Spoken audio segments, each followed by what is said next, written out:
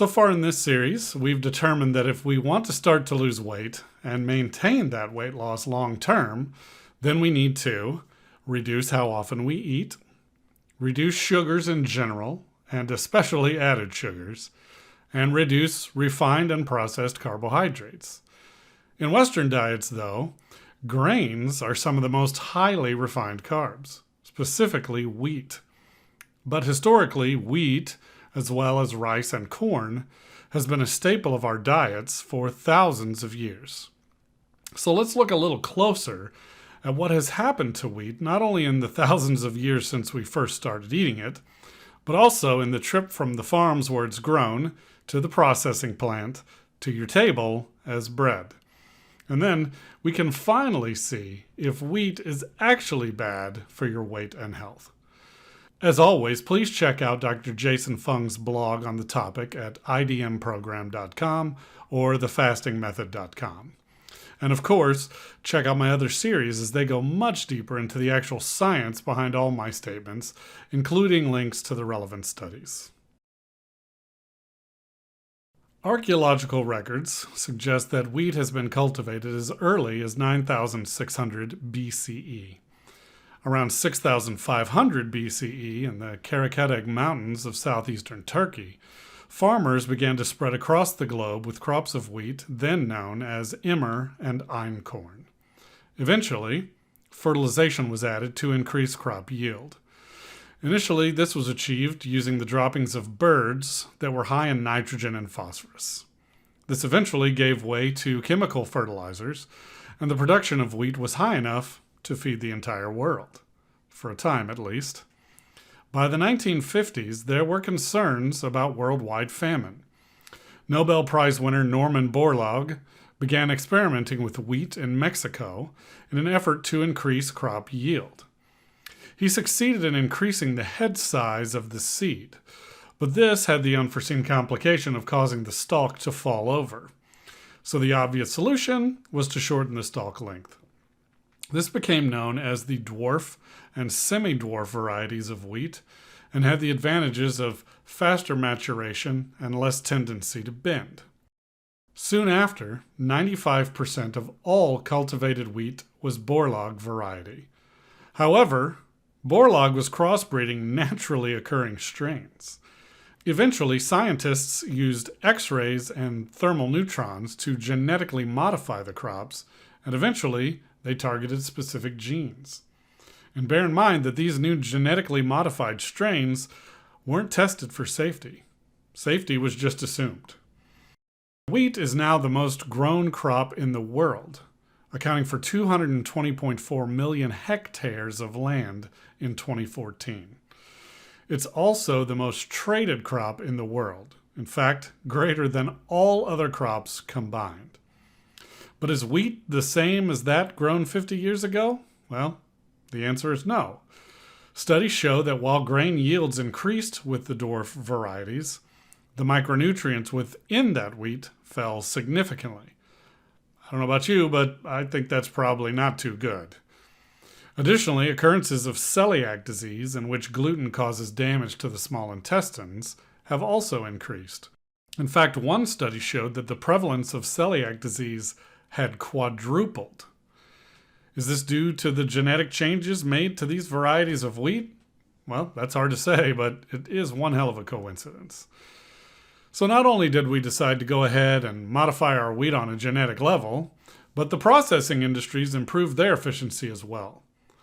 Originally, the wheat berry was ground using a stone mill that was powered by animals or humans. However, the modern flour mill can process the berry much better, removing everything but the white starch.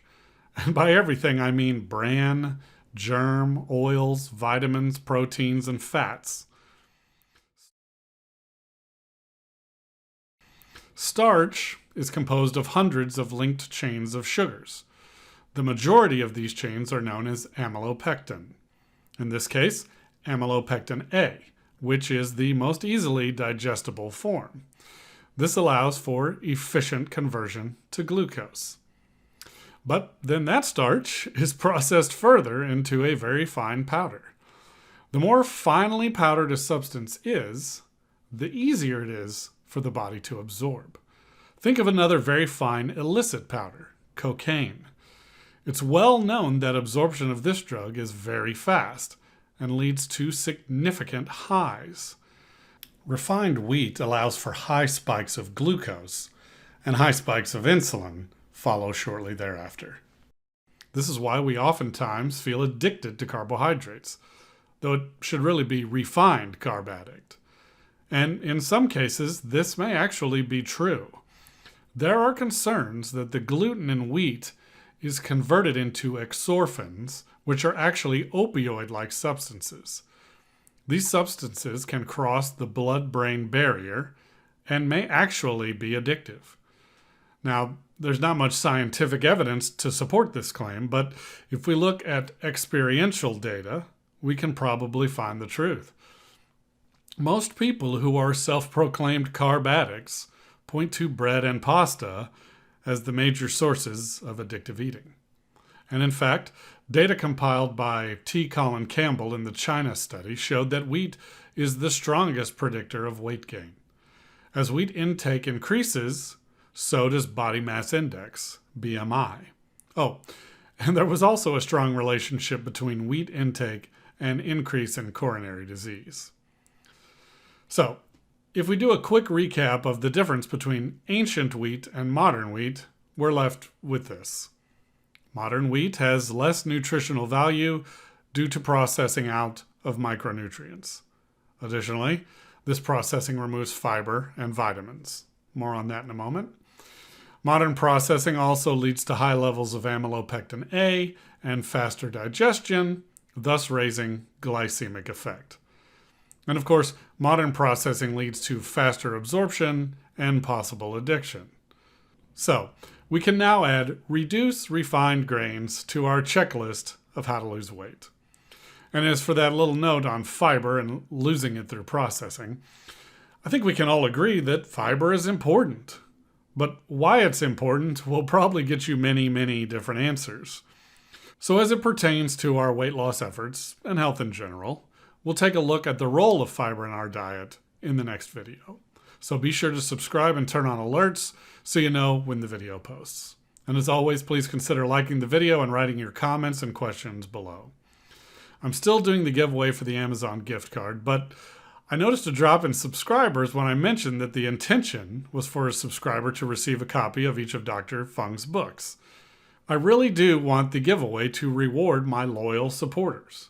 And so at 12,500 subscribers, I will give away your choice of a $25 Amazon gift card or one copy of each of Dr. Fung's books. Just be sure you're subscribed and leave a comment on the video as well as a like, and you'll be entered. Thank you for your continued support, and I'll be back with another video in 2 weeks. Thanks so much for watching, and until next time, keep being a loser.